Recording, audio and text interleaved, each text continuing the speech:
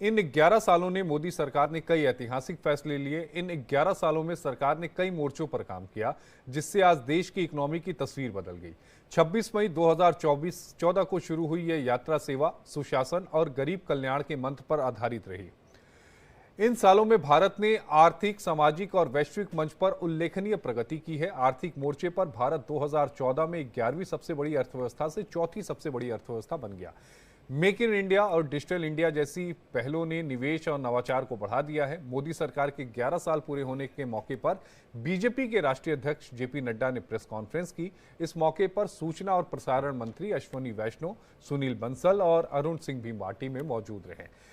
Party अध्यक्ष JP Nadda ने इस मौके पर कहा कि मोदी सरकार के नेतृत्व में 11 साल पूरे हुए हैं। सेवा, सुशासन, गरीब कल्याण को लेकर जो काम हुए वो अकल्पनीय, अद्वितीय, जिसे सुनहरे अक्षरों में लिखा जाएगा। वहीं जेपी नड्डा ने सरकार की कामयाबी की उपलब्धियां गिनाई, पार्टी के मजबूत फैसले से अवगत कराया। क्या कुछ कहा उन्होंने, वो आपको सुनवाते हैं।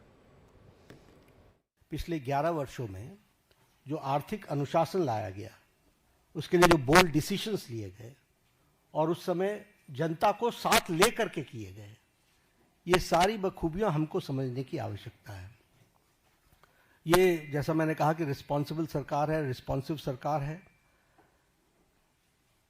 पीपल लेड गवर्नमेंट, जनता को साथ लेकर के चलने वाली सरकार और पीपल्स पार्टिसिपेशन, इसको भी हमने बखूबी देखा है। और हम सब जानते हैं कि ये सरकार पिछले 11 सालों में ट्रांसपेरेंसी की नई मिसाल पेश की है। इट्स ए ट्रांसपेरेंट गवर्नमेंट और ये फ्यूचरिस्टिक गवर्नमेंट है। ये भविष्य को देख करके चलने वाली सरकार है। भविष्य को किस तरीके से हम आगे देश को ले जाना चाहते हैं, इसके बारे में सोच करके काम को करने वाली सरकार है। और इसीलिए वी टॉक अबाउट विकसित भारत, और विकसित भारत का ये अमृत काल। पूर्ववर्ती प्रधानमंत्री भारत रत्न अटल बिहारी वाजपेयी जी की सरकार और वर्तमान प्रधानमंत्री श्रीमान नरेंद्र मोदी जी की सरकार। प्रधानमंत्री अटल बिहारी वाजपेयी जी ने गणतंत्र को गौरवान्वित करते हुए 24 दलों के साथ मिलकर सरकार कैसे चला सकते हैं, ये उस समय करके दिखाया।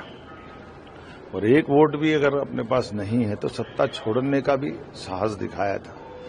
लेकिन सत्ता के साथ सरकार के आधार पर पूर्ण बहुमत बना लेना, गैर कांग्रेसी प्रधानमंत्री के रूप में माननीय यशस्वी प्रधानमंत्री ने 2014 से जो रिकॉर्ड बनाया और तीसरी बार फिर सत्ता में लौटना, ये तो वाकई अपने आप में बहुत बड़ा एक लोकतंत्र के लिए और खास करके गैर कांग्रेसी दलों के लिए सबसे बड़ा कीर्तिमान था।